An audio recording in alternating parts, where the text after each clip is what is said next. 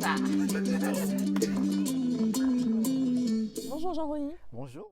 Alors, je suis Jean-Rony Sigol, dit JR, Mr. Smile, ok. Donc, j'ai toujours le sourire, la pêche. Donc, moi, j'ai commencé la danse par hasard, donc vers 2008.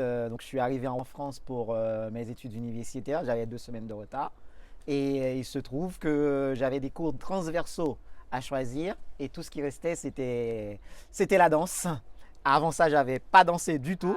Ce fut une très très très belle découverte. Donc, je pousse même les gens à se mettre à danser parce qu'à travers la danse, on peut rencontrer déjà beaucoup de gens. Ok, c'est un moyen d'expression, ça déstresse et c'est la vie quoi.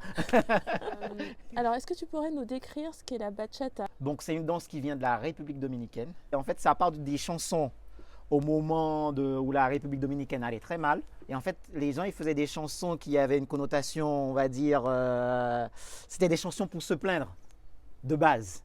Ok, au fur et à mesure, les gens se sont mis à danser dessus. Donc maintenant, on connaît la bachata comme étant une danse d'amour, mais avant, ce n'était pas une danse d'amour. Ok, mais il se trouve que les gens aimaient la musique et ils se sont mis à danser dessus. Et ça a donné ce qu'on sait maintenant. Il faudrait des heures pour que je puisse vous en parler vraiment. Parce que moi, ça fusionne dans ma tête, puisque j'ai vu toute l'évolution en fait. Moi, j'ai connu la bachata au moment, c'était du 1, 2, 3, je pointe. 5, 6, 7, je pointe. On inventait des passes avec le 1, 2, 3, je pointe. 5, 6, 7, je pointe. Au final, maintenant, c'est une danse à part entière avec différents styles. Il y a la bachata dominicaine, bachatango, la bachata urbaine, la bachata sensuelle. Ça a évolué. On va avoir une évolution de la musique qui va influencer de la danse. Danseur de hip-hop, par exemple, lui, dans sa bachata, il va mettre des pas de hip-hop comme il le sent. La danse va influencer en même temps.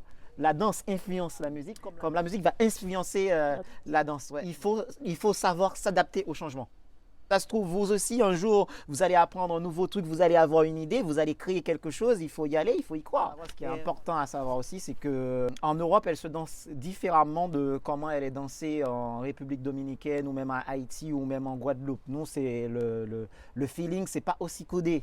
C'est vraiment, on entend la musique nous parle, on le fait ressortir avec le corps. Et voilà, c'est pas ce que vous voyez sur Instagram ces temps-ci, sur les vidéos qui se font maintenant. La bachata, c'est du ressenti, tout comme la salsa, tout comme la kizomba. C'est avant tout une fête, en fait, pour les gens qui le dansent de base, d'accord?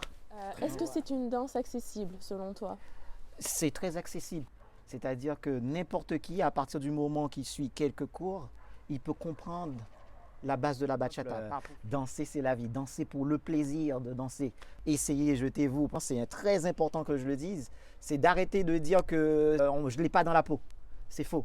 Même ceux qui l'ont dans la peau, en fait, c'est parce qu'ils ont été élevés par des gens qui dansent. En fait, ils vont regarder les parents faire, les cousins faire et tout. Ils vont essayer de reproduire les mouvements et tout. Et bien, en fait, ça va devenir naturel. C'est la même chose pour vous aussi. Donc, en fait, une fois que vous vous y mettez, vous êtes dans un environnement, il y a beaucoup de gens qui vont le faire, eh ben, vous allez voir que vous allez commencer à le ressentir comme n'importe qui en fait.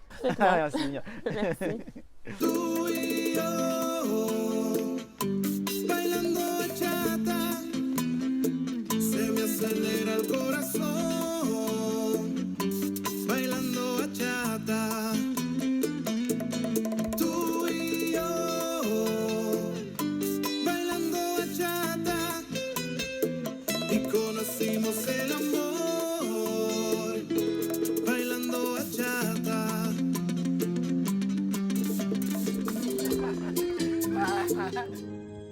Son las 5 de la mañana y no he dormido nada, pensando en tu belleza y lo